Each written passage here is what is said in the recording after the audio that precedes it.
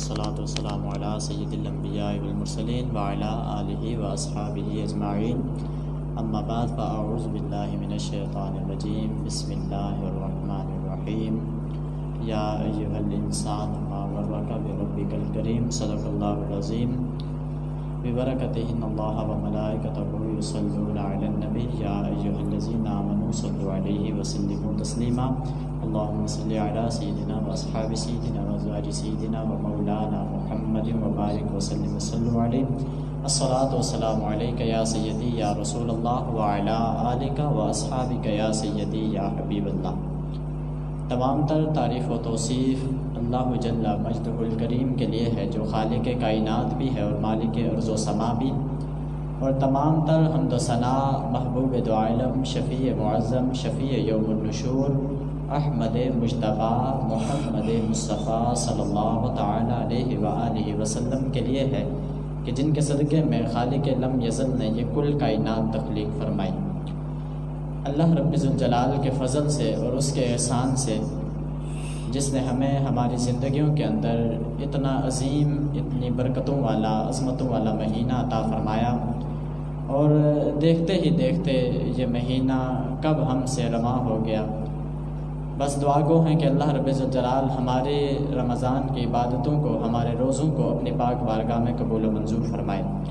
جیسا کہ آپ تمام احباب کو معلوم ہے کہ آج کا جو ہمارا پروگرام ہے وہ آخری پروگرام ہے، ہماری آج کی آخری ریکارڈنگ اور آخری ٹرانسمیشن ہے جو ہم نے خصوصی طور پر اس کا انتظام اور انعقاد کیا ہے۔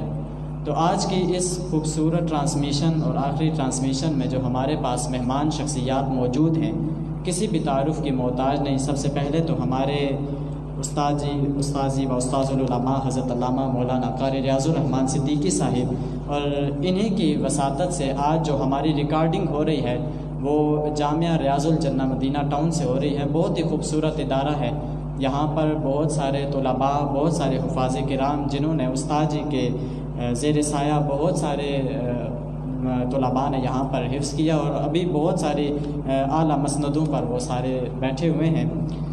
ہمارے ساتھ موجود ہیں حضرت علامہ مولانا قاری ریاض الرحمن صدیقی صاحب۔ سب سے پہلے تو آپ کا مشکور و ممنون ہوں کہ آپ نے وقت بھی عنایت فرمایا اور آپ یہاں تشریف لائے۔ آپ کے ساتھ موجود ہیں بہت ہی خوبصورت شخصیت ہیں، اور آپ یہاں پر آئے، آپ نے ہماری حوصلہ افزائی کی۔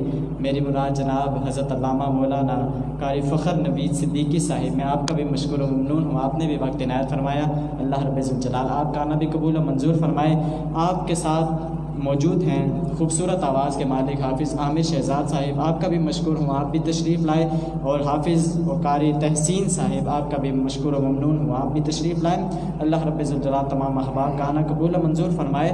تو بلا تمہید و تمثیل، چونکہ اس پروگرام کی روایت ہے، شروع سے ہی یہ روایت چلی آ رہی ہے کہ اس کی ابتدا باقاعدہ طور پر کلام ربانی سے کی جاتی ہے، ساتھ ہی حضور علیہ الصلوۃ والسلام کی بارگاہ میں مدح سرائی کی جاتی ہے، اور آج الحمدللہ ہمارے پاس دو ثنا خواں بھی موجود ہیں اور دو عظیم شخصیات بھی موجود ہیں۔ تو میں چاہتا ہوں کہ حافظ عامر شہزاد صاحب آج کی اس خوبصورت ٹرانسمیشن کی آپ ابتدا فرمائیں، تلاوت کے ساتھ بھی اور حضور علیہ الصلوۃ والسلام کی بارگاہ میں مدح سرائی کے ساتھ بھی۔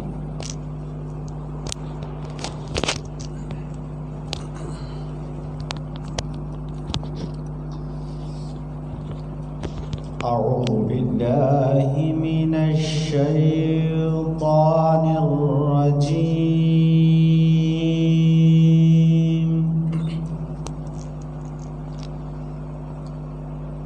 بسم اللہ الرحمن الرحیم۔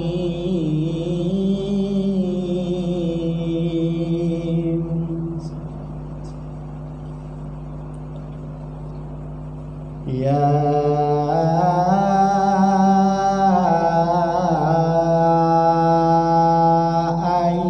ایتھا النفس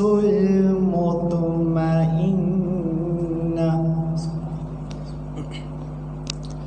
ارجعی الی ربک راضیۃ مرضیہ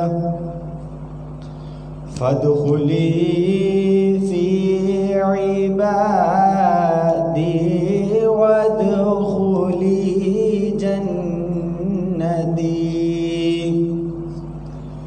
صدق الله العظيم.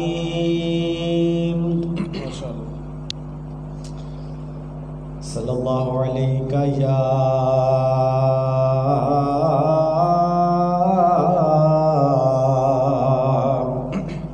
یا رسول اللہ وسلم علیک یا حبیب اللہ.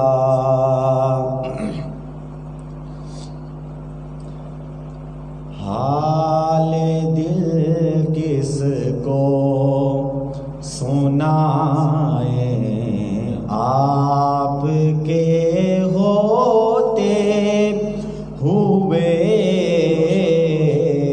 حال دل کس کو سنائیں آپ کے ہوتے ہوئے.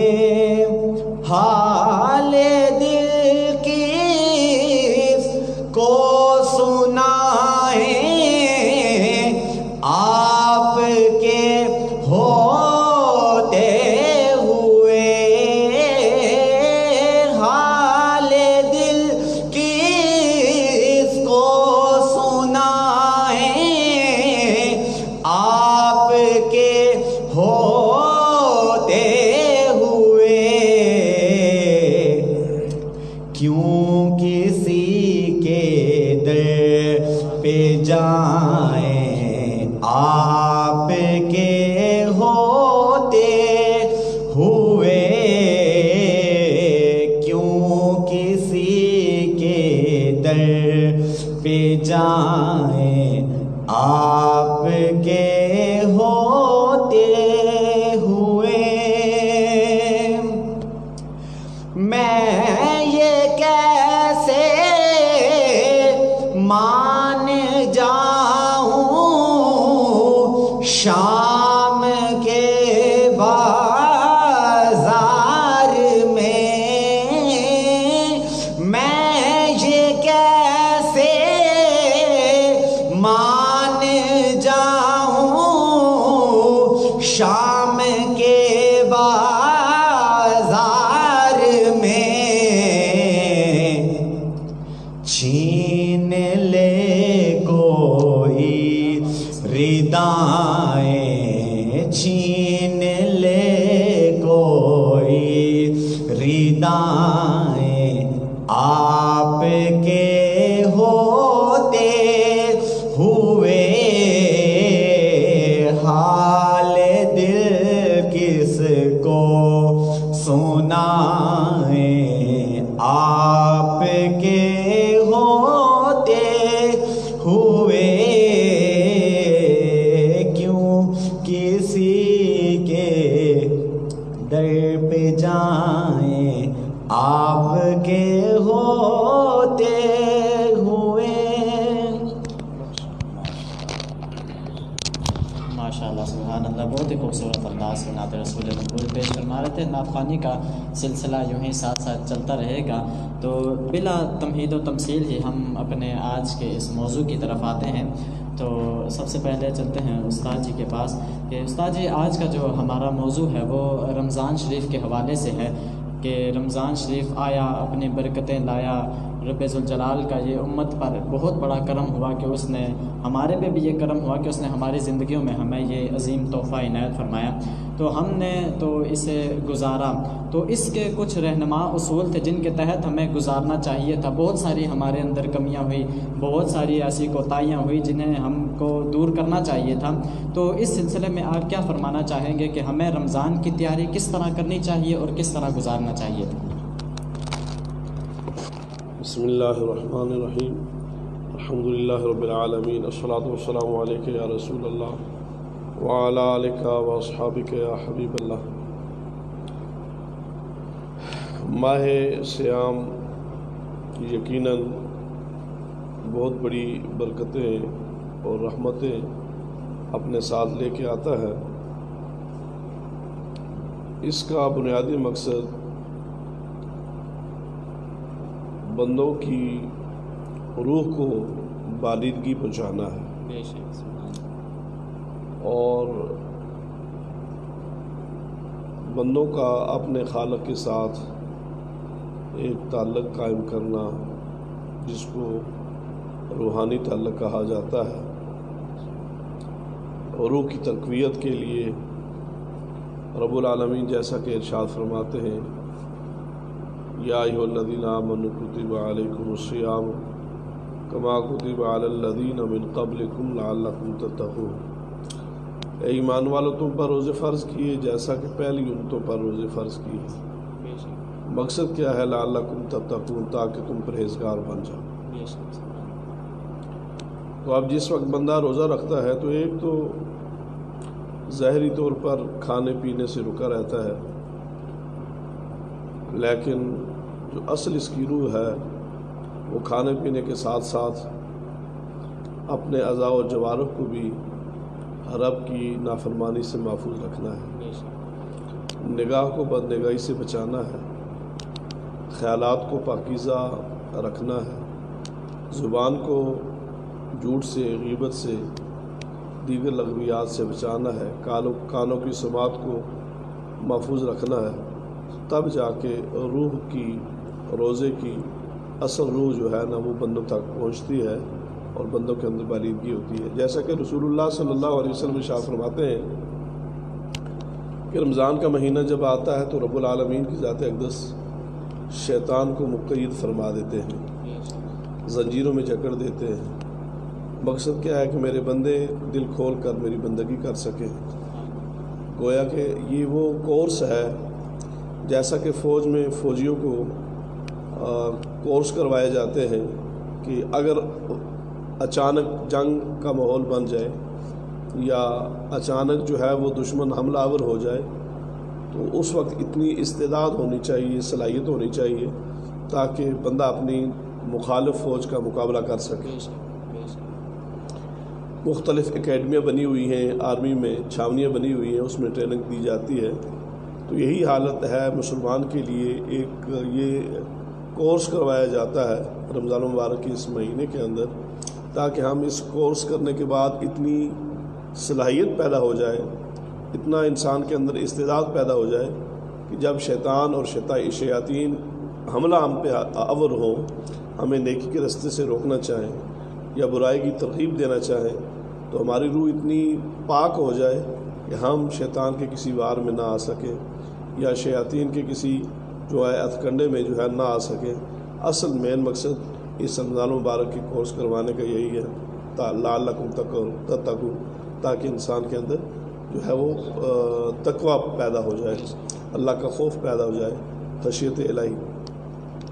اس کی مثال میں آپ کو یوں دینا چاہتا ہوں کہ پورا مہینہ بندہ روزہ رکھے تو جب شوال کا چاند نظر آئے تو نماز فجر نہ پہنچ سکے یا نماز فجر نہ پڑھ سکے تو گویا اس نے روزے تو رکھے، رمضان شریف کے اندر افطاری بھی کی، سحری بھی کی، لیکن اس کچھ حاصل نہ کر سکا کہ مہینہ گزارنے کے بعد آج پہلا امتحان ہے اس کا کہ شیطان کو اللہ نے چھوڑ دیا، شیاطین جو جکڑے ہوئے تھے انہیں نکال دیا، اور پہلی آزمائش کیا ہے کہ نماز فجر سے وہ معروم ہو گیا، نماز فجر جماعت سے نہ پڑھ سکا۔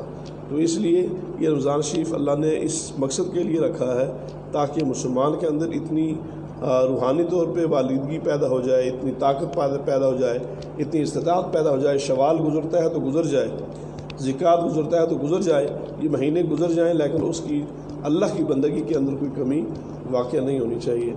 رسول اللہ صلی اللہ علیہ وسلم خود ارشاد فرماتے ہیں کہ جب پہلی پوڑی پر اللہ کے نبی نے پاؤں رکھا، جمعہ المبارک نماز پڑھانے کے لیے تشریف لے کر آئے تو آپ نے فرمایا آمین، دوسری پہ پھر فرمایا آمین، تیسری پہ پھر فرمایا آمین۔ نماز سے فارغ ہوئے صحابہ کرام نے عرض کی یا رسول اللہ، خلاف معمول آج آپ کی زبان اقدس سے 3 مرتبہ آمین کے الفاظ سنے۔ میرے پاک نبی نے ارشاد فرمایا جبریل امین میرے پاس حاضر ہوئے اور انہوں نے 3 بددعائیں دیں، ان پر میں نے آمین کہی ہے۔ بددعائیں دینے والے امام الملائکہ، سید الملائکہ، سیدنا جبریل امین ہیں اور اس پر امین کہنے والی ہستی محمد رسول اللہ صلی اللہ علیہ وسلم کی ذات اقدس۔ جیسا کہ آپ کو معلوم ہے کہ رمضان شریف پائے اور رمضان میں اپنی بخشش نہ کروا سکے، تو یہ ہماری بخشش کا ایک سامان ہے۔ اللہ رب العالمین کی ذات اقدس جن لوگوں نے اس ماہ مبارکہ کا تقدس سامنے رکھا، عبادات کو اچھے انداز سے کیا، اللہ قبول فرمائے، اور ان کے صدقے میں جو لوگ جن کے اندر کمی کوتاہی رہ گئی ہے، اللہ ان کی کمی کوتاہی کو معافی عطا فرمائے۔ وآخر دعوانا الحمدللہ رب العالمین۔ ماشاءاللہ بہت ہی خوبصورت انداز سے رمضان شریف کے حوالے سے گفتگو فرما رہے تھے قبلہ استاد جی۔ میں بلا تمہید یہیں سے دوسری بات لے کر چلتا ہوں جو ہمارے مہمان شخصیت ہمارے پاس موجود ہیں علامہ فخر نوید صدیقی صاحب سے، کہ آپ بھی دیکھتے ہیں کہ یہ ماہ رمضان ہے، تو جیسے لوگ پہلے گناہوں میں مبتلا ہوتے ہیں، دیکھیں ہم نماز نہیں پڑھتے، دیگر ایسی چیزیں ہیں جن میں بہت ساری ہم کمیاں کوتاہیاں ہمارے اندر پائی جاتی ہیں، تو بعض دفعہ ہم دیکھتے ہیں کہ رمضان آتا ہے لیکن ہمارے اندر کچھ خاصی چینجنگ نہیں آتی۔ ہم دیکھتے ہیں جیسے ہماری روٹین پہلے سے بنی ہوتی ہے وہی روٹین جو ہے وہ ہماری چل رہی ہوتی ہے، تو اس سے ہم کس طرح بچ سکتے ہیں تاکہ یہ ہمارا جو پیغام ہے یہ اگلے رمضان کے لیے بھی ہے، تاکہ لوگ سیکھیں اور سمجھیں کہ انہیں ماہ رمضان گزارنا کس طرح چاہیے۔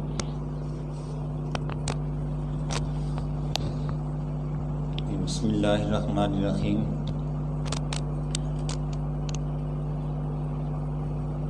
قابل تکریم معزز ناظرین و سامعین، بہت خوبصورت اور بہت جامع یہ سوال ہے جس میں یہ پوچھا گیا کہ جو لوگ کمی اور کوتاہی برتتے رہتے ہیں وہ کس طرح اپنے آپ کو اتنا الرٹ کر سکتے ہیں اور مضبوط کر سکتے ہیں کہ وہ ماہ رمضان کے اندر گناہوں سے بچ سکیں اور برے اعمال سے دور رہ سکیں۔ صورتحال یہ ہے کہ ماہ رمضان ایک پیغام لے کر آتا ہے، ایک پیغام نہیں بلکہ پیغامات کا ایک پورا جہان وہ اپنے دامن کے اندر سمیٹ کر آتا ہے۔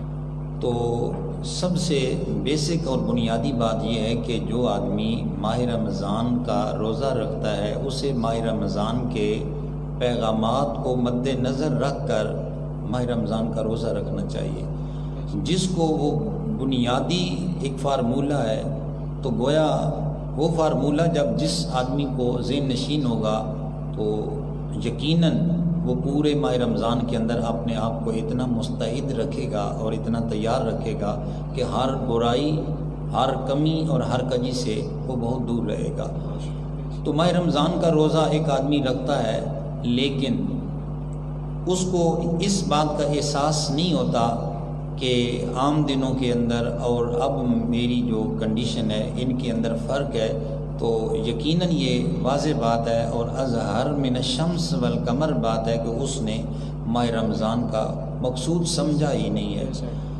اللہ تعالیٰ کی ذات پاک کو ہم مانتے ہیں، ہم نے کلمہ پڑھ رکھا ہے لا الہ الا اللہ محمد الرسول اللہ۔ ایک آدمی روزہ رکھتا ہے تو روزہ رکھ کے خصوصاً عصر کا وقت اور شام کا وقت آتا ہے تو آدمی کا گلا کانٹا بن چکا ہوتا ہے، تنہائی میں بیٹھا ہو، ٹھنڈا میٹھا پانی آدمی کے سامنے پڑا ہو تو اگر گلاس کی جانب آدمی کا ہاتھ نہیں بڑھتا اور آدمی وہاں سے پانی اٹھا کے نہیں پیتا تو گویا وہ یہ اعلان کر رہا ہے کہ میرا پروردگار اس جگہ پر مجھے دیکھ رہا ہے، بے شک وہاں کوئی اور آدمی نہیں ہے، جلوت نہیں ہے، خلوت گدے کے اندر وہ بیٹھا ہے، تو وہ اپنا ہاتھ اگر پانی کے گلاس کی جانب نہیں بڑھا رہا تو اس کا یہ نظریہ، اس کا یہ عقیدہ ہے کہ جس کا وہ اظہار کر رہا ہے کہ میرا پروردگار مجھے دیکھتا ہے اور کوئی دیکھے نہ دیکھے۔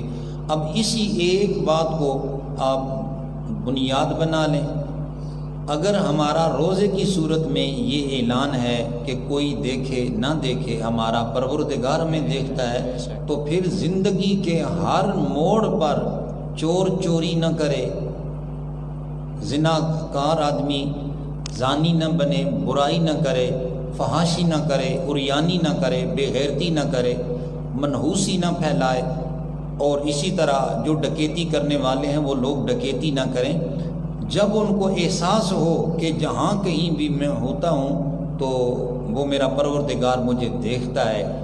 بہت بڑا پیغام ماہ رمضان ہمیں یہ دیتا ہے کہ اپنے پلے باندھو۔ یہ پیغام اتنا اہم ترین ہے کہ آپ کو اب یہ نہیں ہوگا کہ آپ کوٹھی میں ہیں، آپ تنے تنہا ہیں تو کوئی اور نہیں دیکھ رہا۔ تو پیغام رمضان یہ ہے کہ تجھے وہ پروردگار دیکھ رہا ہے۔ لا تاخذہ سنۃ ولا نوم، یہ مصداق اس کا وہ میرے رب کی ذات ہے کہ اللہ تعالیٰ کی ذات پاک ہر کسی کو، پھر آپ اپنی کار میں ہوں یا کوٹھی میں ہوں یا بنگلے میں ہوں یا آپ خلوت قدے میں ہوں، وہ پروردگار آپ کو دیکھتا ہے۔ یہ ایک بات اگر ہمیں صحیح معنوں میں سمجھ آ جائے کہ ہمارا رب ہمیں دیکھتا ہے، اور یہ ماہ رمضان کا انتہائی بنیادی پیغام ہے کہ اللہ تعالیٰ ہمیں تکتا ہے۔ تو اگر ایک آدمی یہ بات سمجھتا ہے کہ ہمارا رب ہمیں دیکھتا ہے، اس کے باوجود بھی وہ برائی سے باز نہیں آتا، بے حیائی سے باز نہیں آتا، وہ چوری ڈکیتی سے باز نہیں آتا، وہ دودھ میں پانی ملانے سے باز نہیں آتا، وہ لوگوں کا مال ہتھیانے سے باز نہیں آتا، تو یہ سمجھ لیجئے کہ اس دو ہی مطلب بنتے ہیں۔ ایک مطلب یہ بن رہا ہے کہ وہ کہتا ہے کہ میرا پروردگار دیکھتا نہیں، تو پھر اس کا ایمان کہاں گیا؟ دوسری بات یہ ہے کہ وہ کہتا ہے کہ اگر دیکھتا ہے تو دیکھتا رہے، میں نے تو یہی کرنا ہے۔ تو اس کا مطلب یہ ہے کہ وہ اپنے پروردگار کی تکریم نہیں جانتا۔ تو یہ دونوں معانی اگر بندہ سامنے رکھے تو یہ تحسین کے قابل نہیں ہے۔ ایک بندہ مومن کے لیے یہ روا نہیں ہے، اور نہ ہی اس کے لیے یہ جائز ہے کہ وہ ماہ رمضان کے پیغام کو، ماہ رمضان کو آنے کے بعد روزہ بھی رکھے اور اس کے پیغام کو بھی پس پشت ڈالے۔ تو این خیال است و محال است و جنون، اللہ تعالیٰ کی ذات پاک فکر بھی عطا فرمائے اور سمجھ بھی عطا فرمائے۔ اگر ماہ رمضان کے پیغام کو ہم بخوبی سمجھ لیں تو پھر سمجھیں کہ یہ ساری حیاتی کا ایک لائحہ عمل ہے، ساری زندگی گزارنے کا ایک دستور ہے۔ اللہ تعالیٰ فکر عطا فرمائے۔ ماشاءاللہ قبلہ علامہ صاحب، یہیں سے ایک بات آگے میں لے کے چلوں گا کہ ہمارے ناظرین کو آپ کیا پیغام دینا چاہیں گے رمضان کے حوالے سے؟ کل کا ایک دن ہمارے پاس رہ گیا، بخشش کا ہمارے پاس ایک اور دن، ہمارے پاس ایک اور چھوٹا سا چانس اسے کہہ دیں ہمارے پاس موجود ہے۔ کل کا دن ہم کیا کریں، اور آئندہ جو رمضان آئے ہمیں اس میں کیا کرنا چاہیے؟ ہمارے ناظرین کو آپ کیا پیغام دینا چاہیں گے؟ ماشاءاللہ ہمارے عزیز محترم سوال کر رہے ہیں کہ ایک دن رہ گیا ہے ماہ رمضان کا، ہمیں کیا کرنا چاہیے؟ اب حالت یہ ہے کہ ہمارے معاشرے کے اندر جو روش ہے وہ بڑی منفی ہے۔ لوگ عید کی مستی میں اب مست ہیں، مسجدیں آہستہ آہستہ ویران ہوتی جا رہی ہیں، بلکہ جب ماہ رمضان آتا ہے تو پہلے اکا دکا دن لوگ مسجد میں بڑی گہما گہمی اور ہمہ ہمی سے جاتے ہیں، لیکن جوں وقت گزرتا جاتا ہے، خصوصاً یہ آخری عشرہ، آپ دیکھیں پیچھے مڑ کر جب آپ نماز پڑھتے ہیں تو صفوں میں تراویح کی نماز میں چند آدمی رہ جاتے ہیں۔ تو یہ وہ راتیں ہوتی ہیں، خصوصاً حضور نبی رحمت صلی اللہ تعالیٰ، آپ جانتے ہیں کہ یہ آخری جو عشرہ ہوتا ہے یہ جہنم سے آزادی کا عشرہ کہلاتا ہے، اور پھر اس عشرے کے اندر لیلۃ القدر بھی ہے۔ تو جو آخری رات ہوتی ہے، حضور نبی کریم صلی اللہ تعالیٰ علیہ وآلہ وسلم کا ارشاد گرامی ہے کہ جو بندہ عید الفطر کی رات یا عید الاضحیٰ کی رات کو زندہ کرتا ہے، اللہ تعالیٰ کی ذات پاک اس دن اس آدمی کے دل کو زندہ فرمائے گا جس دن لوگوں کے دل مردہ ہو چکے ہوں گے۔ تو مقصود آپ سمجھیے، ہمارے نزدیک عید یہ ہے کہ ہمارے موٹر سائیکلوں کے سلنسر نکل جائیں اور ان کی آوازیں پورے علاقے میں باز گشت پھیلا دیں۔ ہمارے نزدیک عید یہ ہے کہ ہماری بیٹھک کے اندر ہماری ٹیپ چل رہی ہو اور اس سے پورا محلہ متاثر ہو رہا ہو۔ ہماری عید یہ ہے کہ ہم پارکوں کی جانب نکل جائیں۔ ہماری عید یہ ہے کہ ہم رات کو کلبوں کی زینت بن جائیں۔ ہماری عید یہ ہے کہ ہم بالکل اللہ رسول سے کٹ کر اللہ جس رب کی ذات نے اتنا خوبصورت ہمیں موقع دیا تھا اپنی قربت کا، عین اس وقت جب رب سے اس پورے مہینے کے اندر کی گئی محنت، کی گئی کوشش، اور اللہ تعالیٰ کی جانب جو ہم نے خدا کی بارگاہ میں جبین کو زمین پر رکھ کر عبادات کی ہیں، اب وہاں سے انعام لینے کا وقت آیا تھا۔ اور یہ بات سچی ہے کہ اللہ تعالیٰ مباحات فرماتا ہے، ملائکہ کے سامنے پوچھتا ہے، میرے ملائکہ مجھے بتاؤ، جس بندے نے پورا مہینہ، فرماتا ہے کہ جس مزدور نے اپنی مزدوری پوری کر دی ہو اس کا کیا حق بنتا ہے کہ اسے میں کیا دوں؟ ملائکہ کہتے ہیں یا اللہ اس کو اس کی مزدوری دینی چاہیے جتنی بنتی ہے۔ تو اللہ تعالیٰ پھر فرماتا ہے میرے ملائکہ تم گواہ بن جاؤ، جن لوگوں نے میرے لیے ماہ رمضان کے اندر روزے رکھے، مجھے راضی کرنے کی کوششیں اور جتن کرتے رہے، میں نے ان کے لیے معافی کا پروانہ انہیں دے دیا، اب ان کی بخشش کر دی ہے۔ اب سوچنے والی بات ہے، ادھر میرا پروردگار ہمیں بخشش کے پروانے دے رہا ہو، ادھر ہمارا پروردگار ہمیں جنت الفردوس کی بشارتیں سنا رہا ہو، اور ادھر ہم رب کے مخالف یعنی شیطان کی کرسی پر کرسی کے ساتھ کرسی رکھ کے بیٹھے ہوں، تو یہ کتنی نازیبا بات ہے۔ لہٰذا فکر اس بات کرنی چاہیے کہ اللہ تعالیٰ کی یہ دی ہوئی نعمت تھی، اس کی قدر ہو، اور اس کی قدر اسی صورت میں ہوگی جب ہم رحمان کے بن کر رہیں گے، شیطان کے نہیں بنیں گے۔ تو یہ لائے عمل ہے، جس لائے عمل کی روشنی میں ہمارا وقت خوبصورت گزر سکتا ہے۔ اور عید کی راتیں بھی خصوصاً حضور نبی کریم صلی اللہ تعالیٰ علیہ وآلہ وسلم کی ایک اور حدیث پاک ہے، فرمایا گیا کہ 5 راتیں ایسی ہیں جن راتوں کو اگر کوئی بندہ زندہ کرے تو اللہ تعالیٰ اس بندے پر جنت کو واجب کر دیتا ہے۔ اب ان میں ایک رات، 3 راتیں تو ایام تشریق کی یعنی ذی الحجہ کی ہیں، 8ویں ذی الحجہ کی رات، 9ویں ذی الحجہ کی رات اور 10ویں ذی الحجہ کی رات، اور ایک رات عید الفطر کی رات ہے، اور ایک 15ویں شعبان کی رات ہے۔ یہ راتیں 5 ایسی ہیں کہ اگر کوئی ان کو راتوں کو زندہ کرنا کا معنی یہ نہیں ہے کہ ان کو آپ نے پیدا کرنا ہے یا ان کو جگانا ہے، مقصد یہ ہے کہ ان راتوں کو خود جاگ کر خدا کی بارگاہ میں آپ حاضری کو یقینی بنائیں، تو یہ رات کو زندہ کرنا ہوگا۔ تو جو یہ کام کرے گا اس کے لیے رب جنت واجب کر دیتا ہے۔ اب یہ کسی مولوی مفتی کا مسئلہ نہیں، یہ تو سارے مفتیوں کے سلطان محمد ہاشمی کا دیا ہوا اصول ہے۔ تو آئیے ہم اس کو، ان راتوں کو زندہ کریں، نہ کہ صرف ہم ساری رات VCR منگوا کر وہاں فلمیں دیکھتے رہیں اور سمجھیں کہ یہ ہماری حقیقی عید ہے۔ یہ غلط ہے کہ ہم اصل جو ماہ رمضان کا پورے مہینہ ہمیں پیغام ملا، ہم عین عید والی رات یا عید والے دن اس کو بھلا دیتے ہیں، تو یہ ہماری فکر کا قصور ہے۔ اللہ ہمیں سمجھ عطا فرمائے۔ ماشاءاللہ بہت ہی خوبصورت انداز سے رمضان مبارک کا پیغام ہمارے سامعین تک پہنچا رہے تھے۔ اللہ رب الجلال ہم سب کو سن کر اس پر عمل پیرا ہونے کی بھی ہمت و توفیق عطا فرمائے۔ ماشاءاللہ بہت ہی خوبصورت انداز سے گفتگو فرما رہے تھے، بڑی ہی جامع گفتگو فرما رہے تھے، بس اللہ رب الجلال ہمیں سمجھنے کی توفیق عطا فرمائے۔ تو قبلہ استاد جی، جیسا کہ استاد جی نے، علامہ صاحب نے بڑے خوبصورت پیغام دیا رمضان شریف کے حوالے سے، بڑی خوبصورت گفتگو فرمائی کہ ہم دیکھتے ہیں کہ رمضان آتا ہے، ہماری مسجدیں بھر جاتی ہیں، جیسے ہی رمضان روانہ ہوتا ہے ہم دیکھتے ہیں کہ مسجدوں کی صفیں آہستہ آہستہ کر کے خالی ہونا شروع ہو جاتی ہیں، ہمارے قرآن پاک واپس غلافوں میں لپٹ کر الماریوں کی زینت بن جاتے ہیں۔ تو یہ کیا سبب ہے اور ہمیں کیا کرنا چاہیے کہ ہم، بلکہ ہمارے آپ ناظرین کو کیا پیغام دینا چاہیں گے کہ وہ رمضان میں جیسے عبادتوں میں مصروف رہے، تو رمضان کے علاوہ انہیں کیا کرنا چاہیے؟ بسم اللہ الرحمن الرحیم۔ رمضان المبارک میں ماشاءاللہ بڑی خوبصورت گفتگو فرمائی ہے حضرت علامہ مولانا فخر نوید صدیقی صاحب نے، اور رمضان شریف کے حوالے سے یقیناً جب رمضان المبارک کا یہ مہینہ اپنی آب و تاب کے ساتھ ختم ہوتا ہے تو لوگ عبادات کو ترک کر دیتے ہیں، نماز کو چھوڑ دیتے ہیں، اور اپنے انہی دنیاوی معاملات میں پڑ جاتے ہیں۔ بنیادی طور پر ہماری عوام اور ہمارے ناظرین یا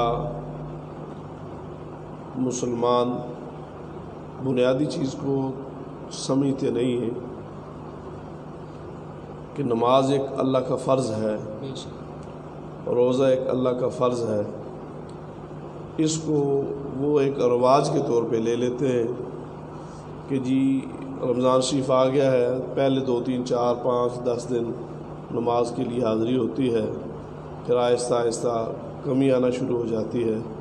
اس کی بنیادی وجہ یہی ہے کہ ہم نے یہ سمجھا ہی نہیں ہے کہ رمضان اللہ رب العالمین نے اس کا روزہ فرض کیا ہے۔ جب ایک مسلمان کے ذہن میں، حضور کے غلام کے ذہن میں یہ بات بیٹھ جائے گی کہ یہ روزہ اگر فرض ہے تو رب کی طرف سے ہے، نماز اگر فرض ہے تو رب کی طرف سے ہے، اور پھر وہ کبھی زور کی پڑھے گا، کبھی عصر کی چھوڑ دے گا نہیں، کبھی ایک روزہ رکھے گا کبھی دوسرا چھوڑ دے گا نہیں، وہ اس کے ذہن میں یہ بات ہوگی کہ یہ میرے رب کا فرمان ہے، میرے رب کا یہ اعلان ہے، اور اس رب العالمین نے مجھ پہ یہ فرض کیا ہے، تو لہٰذا میں نہ ہی نماز کو چھوڑنا ہے اور نہ ہی روزے کو چھوڑنا ہے۔ اب جس وقت ایک بندے کے ذہن میں یہ بات بیٹھ جاتی ہے کہ یہ رمضان اگر آیا ہے تو یہ اللہ کی فرضیت ہے، اور اسی طرح نماز ہے تو یہ بھی اللہ کی فرضیت ہے، رب نے فرض کی ہے، تو پھر وہ بندہ جب رمضان شریف گزر جاتا ہے تو پھر اس کے بعد وہ نماز اسی طرح ادا کرنا شروع کرتا ہے جس طریقے سے اللہ نے اسے حکم دیا ہے۔ اس کے ذہن میں یہ بات بیٹھ جاتی ہے کہ نماز اللہ کی طرف سے فرض ہے، یہ میں نے ماں باپ کے ساتھ حسن سلوک کرنا ہے، یہ اللہ کی طرف سے مجھ پہ لازم ہے، یہ پڑوسیوں کے حقوق کا خیال رکھنا ہے، یہ رب کی ذات کی طرف سے مجھ پہ لازم ہے، یہ بڑے بھائی کا یا اپنے بچوں کو اسلامی تربیت دینی ہے تو میرے رب کا مجھ پہ فرض ہے۔ تو پھر وہ غیر رمضان کے اندر بھی جب رمضان شریف گزر جاتا ہے پھر وہ اسی انداز میں گزرتا ہے، اپنی نگاہوں کو نیچے رکھ کے چلتا ہے کہ اسے پتہ ہوتا ہے کہ یہ میرے رب نے اس بات کو کرنے کا حکم دیا ہے، میرے رسول نے اس بات سے منع فرمایا ہے، تو پھر اس انداز میں بندہ اپنی زندگی گزارتا ہے۔ تو آخر میں اپنے ناظرین کی وہ یہی بات کہنا چاہوں گا کہ رمضان شریف جب گزر گیا، یہ کل گزر جائے گا، پرسوں گزر جائے گا، عید آ جائے گی، تو پھر ہمیں زندگی اس طرح گزارنی چاہیے کہ جس طریقے سے اللہ اور اللہ کے رسول کا فرمان ہے، یعنی اللہ رب العالمین نے جس طرح ہم پر جو چیزیں عائد کی ہیں ان پہ عمل کرنا چاہیے، جن چیزوں سے اللہ کی ذات نے ہمیں روکا ہے اس سے ہمیں بچنا چاہیے، اس لیے کہ کوئی پتہ نہیں ہے کہ موت کا پیغام کس وقت آ جائے، موت کا فرشتہ کس وقت آ جائے۔ یعنی ایک بندہ ہل چلا رہا ہے، زمین میں کھیتی باڑی کر رہا ہے، اور ایک بندہ دکانداری کر رہا ہے، کوئی پتہ نہیں صبح وہ ٹھیک گیا تھا، آج کل روزانہ اعلان ہوتے ہیں کوئی بندہ فلاں بندہ فوت ہو گیا، فلاں بندہ فوت ہو گیا، جی کل اسے ہم نے دیکھا ہے ٹھیک ٹھاک تھا، کل ہم نے دیکھا ہے دکان پہ بیٹھا ہوا تھا۔ اب اس کی کیا وجہ ہے؟ اگر وہ موت کی تیاری کرنے والا ہوگا تو جب اس دنیا سے جائے گا تو وہ رب کا فرمانبردار بندے کی حیثیت سے جائے گا، اور جب اگر وہ تیاری نہیں کرے گا، موت کی تیاری نہیں کرے گا، آخرت کی تیاری نہیں کرے گا، یہ رمضان شریف کیا ہے؟ آخرت کی تیاری ہے۔ نماز کیا ہے؟ آخرت کی تیاری ہے۔ نیک اعمال کیا ہیں؟ یہ آخرت کی تیاری ہے۔ اگر ہم ان نیک اعمال کو اچھے انداز میں کریں گے تو پھر انداز کیا ہوگا؟ پھر انداز وہی ہوگا جو صحابہ کرام کا ہے، یعنی حضرت ابوبکر صدیق نے کیسی زندگی بسر کی، حضرت عمر نے کیسی بسر کی، حضرت مولا عثمان غنی نے کیسے بسر کی، حضرت مولا علی پاک نے کیسی زندگی بسر کی، یعنی جس طریقے سے صحابہ کرام اولیاء کاملین نے زندگیاں بسر کی ہیں، ہمیں بھی اسی انداز میں زندگیاں بسر کرنی چاہیے، ان سے فیض لینا چاہیے، ان سے جو ہے تربیت لینی چاہیے کہ جس طرح انہوں نے زندگیاں بسر کی ہیں ہمیں بھی زندگی بسر کرنی چاہیے۔ اللہ رب العالمین کا جیسے فرمان ہے لَقَدْ كَانَ لَكُمْ فِي رَسُولِ اللَّهِ أُسْوَةٌ حَسَنَةٌ، کہ تمہارے لیے رسول اللہ کا زندگی اسوہ کامل ہے، کامل نمونہ ہے۔ اور آخر میں یہی کہوں گا ناظرین، ادھر ادھر کے لوگوں کو آئیڈیل بنانے کے بجائے، کوئی سماجی لوگوں کو آئیڈیل بناتا ہے، کوئی کھلاڑیوں کو آئیڈیل بناتا ہے، کوئی دیگر لوگوں کو آئیڈیل بناتا ہے، ان سب کو چھوڑ کر صرف ایک ہی ہستی ہے، ایک ہی ذات ہے محمد الرسول اللہ صلی اللہ علیہ وسلم کی، کہ انہیں ہمیں اپنا آئیڈیل بنانا چاہیے، اور جس طرح انہوں نے زندگی اپنی بسر کی ہے ان کی زندگی کو ہمیں اپنے سامنے رکھ کر اپنی زندگی بسر کرنی چاہیے. جیسا کہ مثال کے طور پر پانی تو ہم نے ویسے بھی پینا ہوتا ہے، تو اگر ہم پانی پئیں تو رسول اللہ کی سنت کے مطابق پئیں تو ہمیں اس کا ثواب بھی ملے گا، اجر بھی ملے گا. یعنی حضور فرماتے ہیں من احیا سنتی عند فساد امتی فلہ مئۃ اجر شہید، جو فساد امت کے وقت ایک میری سنت کو زندہ کرے گا 100 شہیدوں کا اسے ثواب دیا جائے گا. اسی طرح اگر کھانا کھانا ہے تو کھانا ویسے بھی بندے نے کھانا ہوتا ہے، لیکن اگر وہی سنت کے مطابق کھانا کھائے گا تو وہ کھانا بھی کھاتا جائے گا، ساتھ نیکی بھی اس کے نامہ اعمال میں درج ہوتی ہے. پانی بھی پیتا جائے گا، ساتھ نیکی بھی اس کے نامہ اعمال میں درج ہونا شروع ہو جائیں گی. تو اسی لیے یہ رمضان کا مہینہ اللہ نے اسی لیے رکھا ہے تاکہ ہم اتنی اللہ کی بندگی کر سکیں کہ رمضان کا مہینہ گزر